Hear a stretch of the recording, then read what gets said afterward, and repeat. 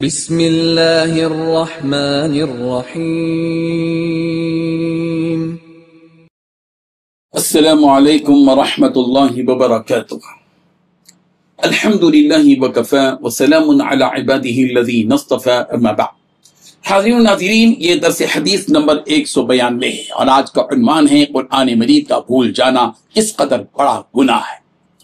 روایت سماعت کے لیے ترجمے کے بعد تشریح کی جائے گی۔ بسم اللہ الرحمن الرحیم۔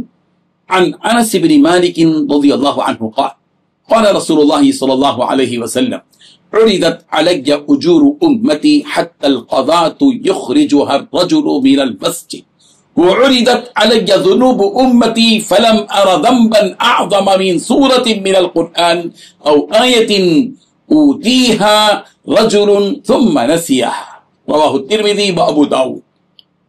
ترجمہ یوں ہے، حضرت انس بن مالک رضی اللہ عنہ سے روایت ہے کہ رسول رحمت صلی اللہ علیہ وسلم نے ارشاد فرمایا، میری امت کے اعمال میرے سامنے پیش کیے گئے، یہاں تک کہ وہ تنکا بھی دکھایا گیا جو کوئی شخص مسجد سے اٹھا کر باہر پھینک دیتا ہے، اور میری امت کے گناہ بھی میرے سامنے پیش کیے گئے، تو میں نے ان میں سب سے بڑا گناہ یہ پایا کہ کسی شخص کو قرآن مجید کی کوئی سورت یا آیت یاد دلائی گئی اور پھر اس نے اسے بھلا دیا۔ اس حدیث میں 4 باتیں بتلائی گئی ہیں۔ پہلی بات، رسول رحمت صلی اللہ علیہ وسلم نے ارشاد فرمایا، میری امت کے اعمال میرے سامنے پیش کیے گئے۔ دوسری بات، یہاں تک کہ وہ تنکا بھی دکھایا گیا جو کوئی شخص مسجد سے اٹھا کر باہر پھینک دیتا ہے۔ تیسری بات، اور میری امت کے گناہ بھی میرے سامنے پیش کیے گئے۔ چوتھی بات، تو میں نے ان میں سب سے بڑا گناہ یہ پایا کہ کسی شخص کو قرآن کی کوئی سورت یا آیت یاد دلائی گئی اور پھر اس نے اسے بھلا دیا۔ اللہ اکبر، اللہم احفظنا۔ بزرگان محترم، اس حدیث میں رسول رحمت صلی اللہ علیہ وسلم نے قیامت کے دن پیش کیے جانے والے اعمال کا ذکر فرمایا ہے، جہاں ایک طرف معمولی نیکیوں کا بھی اجر ظاہر کیا گیا، جیسے مسجد سے تنکا اٹھانا، باہر پھینک دینا، وہیں دوسری طرف کچھ گناہوں کی شدت اور سنگینی بھی واضح کی گئی ہے۔ ان میں سب سے سنگین گناہ یہ بتایا گیا ہے کہ کوئی شخص قرآن کی آیت یا قرآن کی کوئی سورت یاد کرے اور پھر اسے بھلا دے۔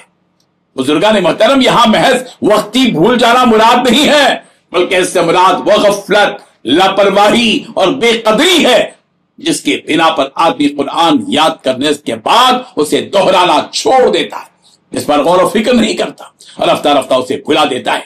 قرآن مجید کو یاد کرنا ایک عظیم نعمت ہے، اور اس قرآن مجید کو بھول جانا، فراموش کر دینا، اس سے غفلت برتنا، اس سے لاپرواہی کرنا اللہ تبارک و تعالیٰ کی اس نعمت کی ناقدری ہے۔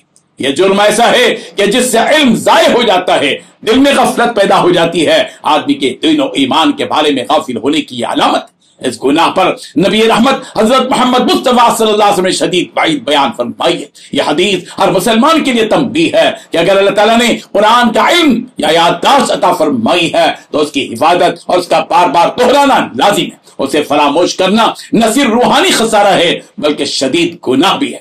لہذا قرآن کے ساتھ تعلق قائم رکھنا، قرآن مجید کی تلاوت کرنا، قرآن مجید کو بار بار پڑھتے رہنا اور اس پر عمل پیدا ہونا ہر صاحب ایمان کی ذمہ داری ہے۔ رب ذوالجلال ہم سب کو قرآن مجید سے قریب ہونے کی اور قرآن مجید کا حق ادا کرنے کی توفیق عطا فرمائے۔ آمین۔ وآخر دعوانا ان الحمد للہ رب العالمین۔